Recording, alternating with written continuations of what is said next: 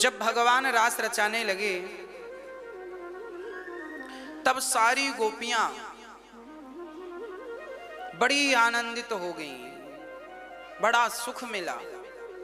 पर गोपियों के संग जैसी रास स्टार्ट हुआ, गोपियों को अहंकार आ गया, देखो तो हम कितनी सुंदर हैं।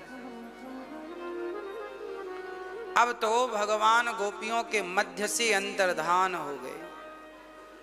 सारी गोपियां विरह में डूब गईं। कृष्ण कहाँ हो, नंद नंदन कहाँ हो। सारी गोपियां हा कृष्ण कहाँ हो रुदन करने लगी।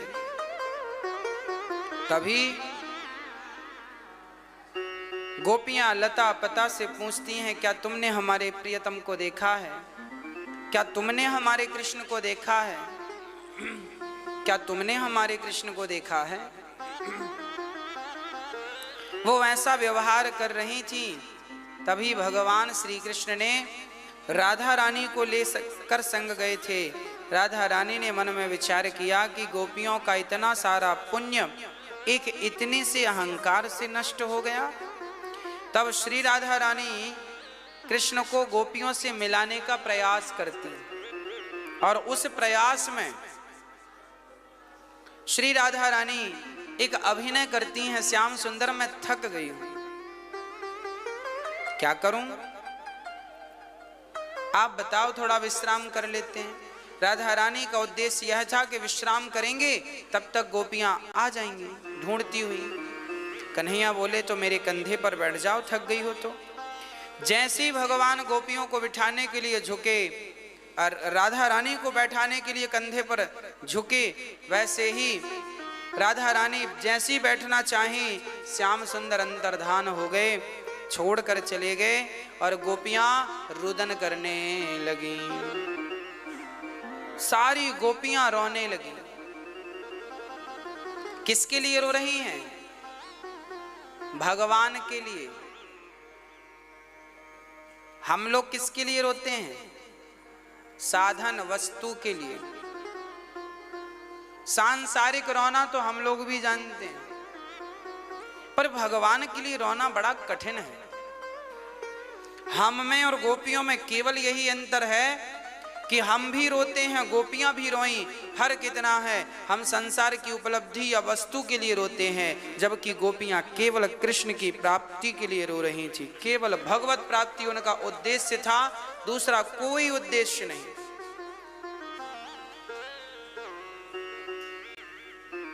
हाँ, इसलिए कहता हूं, भगवान के लिए कुछ आए ना आए, यदि हमसे रोना भी आ गया तो भी भगवान के मिलने में देर नहीं लगेगी। भगवान को रो करके पुकारा जाए तो भगवान जल्दी सुनते हैं। आर्त भाव से पुकारा जाए, बड़े हृदय से पुकारा जाए रोकर, भगवान के कानों तक वो शब्द बड़ी जल्दी पहुंचते हैं। इसलिए जैसे बच्चा जब रोता है ना, तो माँ सारे काम छोड़कर बच्चे की तरफ भागती है, उसी प्रकार जब भक्त रोकर पुकारता है तो भगवान सारी व्यस्तता छोड़कर अपने भक्त के लिए बढ़ते हैं। क्या हो गया मेरे भक्त को? सच्चे हृदय से, सच्चे भाव से एक भी आंसू यदि निकल गया आपके नेत्रों से, तो वो एक आंसू आपको कहां ले जाएगा, उसका क्या मूल्य देते हैं ठाकुर जी, आपने कभी सोचा भी नहीं होगा। बस सच्चे हृदय से आंसू बहाया करिए, रोया करिए। गोपियां रोईं और रोते रोते एक गीत गा दिया। गोप्यः ऊचुः जयति तेऽधिकं जन्मना व्रजः श्रयत इंदिरा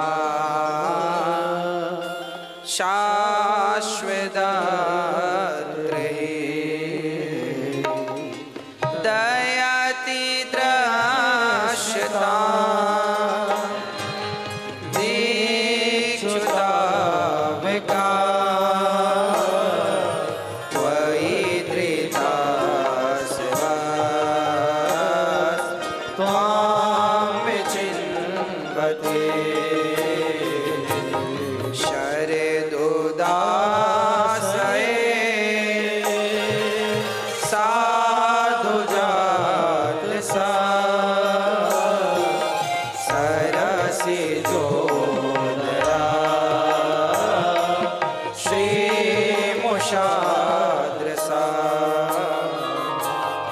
सूरत नाथ ते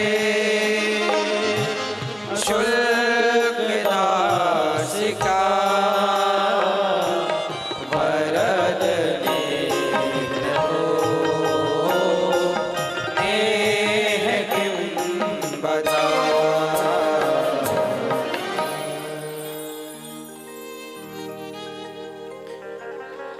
गोपियां कहती हैं, हे प्यारे श्याम सुंदर, जब से आपका जन्म इस ब्रज में हुआ है ना, तब से बैकुंठ से भी ज्यादा महिमा इस वृंदावन की हो गई है। भूल गए हैं लोग बैकुंठ को, और बड़े बड़े देवी देवता अब वृंदावन आना चाहते हैं। हे नंदनंदन, हमारा अपराध तो बताओ कि हमसे अपराध क्या हुआ जिसके कारण आप छोड़कर चले गए। भगवान कहने लगे, देवियों, तुम्हें अहंकार आ गया इसलिए छोड़कर चले गए। गोपियां बोली, श्याम सुंदर, एक अवसर और दे दो, एक मौका दे दो।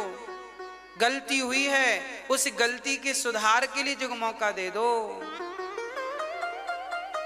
अब तो गोपियां लता पता से पूछती भई आगे बढ़ी।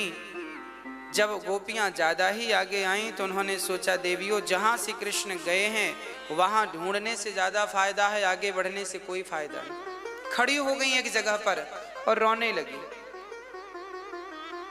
भक्तों,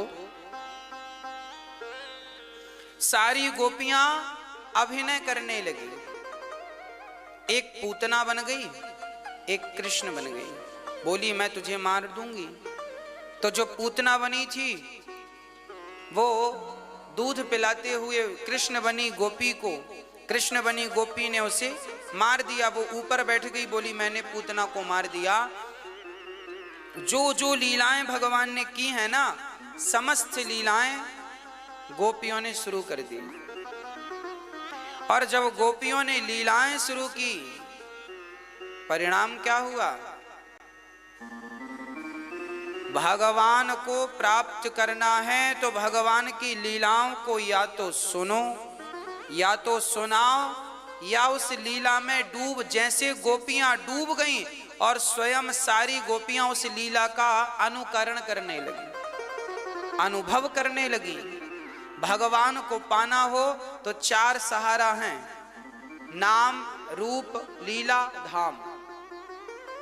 या तो भगवत प्राप्ति होगी नाम से, नाम का आश्रय ले लो, या तो भगवान के रूप का, भगवान की सुंदरता पर खो जाओ, या तो लीलाओं का गुणगान करो, या तो सुनो, या तो फीलिंग महसूस करो, फील करो भीतर, या तो धाम का वास। आज गोपियां श्री कृष्ण के लिए वैसे ही रोईं जैसे एक बच्चा अपनी माँ को रोकर पुकारता है। और कन्हैया तुम्हें एक रोज रोकर पुकारा, कन्हैया तुम्हें एक रोज रोकर पुकारा। और जब रोकर पुकारा तो भगवान गोपियों के सामने इते गोप्यः, गोपियां कहती हैं, हम तो आपकी निःशुल्क दासिका हैं, हमने क्या बिगाड़ा है? पति सुतान्वया भ्रातृ बांधवा, पति पुत्र परिवार को आपके लिए छोड़ा और आज आप हमें छोड़कर चले गए। हे श्याम सुंदर, हे नंदनंदन, अब हम कैसे रहेंगे आपके बिना? तभी गोपियां, जब आखिरी स्थिति आ गई, अब प्राण निकल जाएंगे। भगवान के लिए इतना रोया जाए, इतना तड़पा जाए कि बस प्राण निकलने की स्थिति आ जाए। याद रखना, भगवान उन्हीं को मिले हैं, सुनेरी मैंने निर्बल के बलराम।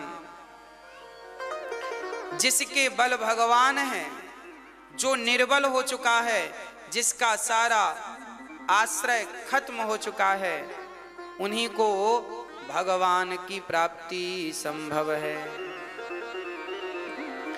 इति गोप्यः प्रगायन्त्यः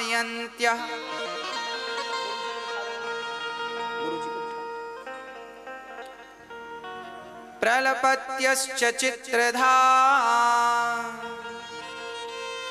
रुरुदु सुस्वरम राजन कृष्ण दर्शन लालसा। भगवान गुरु भगवान ही होते हैं। देखिए गोपियों के मध्य में भगवान प्रकट भये तो यहाँ दास के मध्य गुरुदेव भगवान प्रकट हो गए। गुरुदेव भगवान के चरणों में दास का नमन। तासामाविर भूच्छोरिः स्मयमान मुखाम्बुजः पीताम्बरधरः स्त्रग्वी साक्षान्मन्मथः। जब गोपियों ने आर्त भाव से पुकारा नहीं आए तो प्राण निकल जाएंगे। जब गोपियों के प्राण निकलने की स्थिति उत्पन्न हुई तब भगवान गोपियों के मध्य प्रकट हो गए। बोलिए रास राशेश्वर भगवान की। भगवान मध्य प्रकट हो गए गोपियों के। गोपियों के संग भगवान झूमने लगे। गोपियां कहने लगी कन्हैया बड़े निर्दयी हो, बड़े निष्ठुर हो, ये बताओ कि तुम हमसे प्रेम करते हो कि नहीं। कन्हैया बोले हाँ हाँ बड़ा प्रेम करते हैं। तो गोपियां बोली फिर कौन से प्रेमी हो आप जो आपसे प्रेम करते हैं, क्या आप उनसे प्रेम नहीं करते।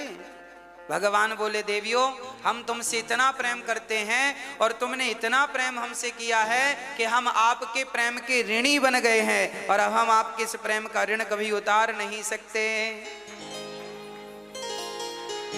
है ना। हम आपके प्रेम के ऋण को उतार नहीं सकते। भगवान की बातें सुनकर गोपियां आनंदित हो गईं। अच्छा गोपियों के मध्य से भगवान अंतर्धान क्यों हो गए। कारण यह था कि भगवान तो ये बताना चाहते हैं कि विछड़ने के बाद मिलन में जो सुख है वो अद्भुत है। आज गोपियों को जब रोने से भगवान मिले तो रोकर जो वस्तु मिलती है उसकी कीमत ज्यादा होती है, उसका महत्व ज्यादा समझ में आता है। इसलिए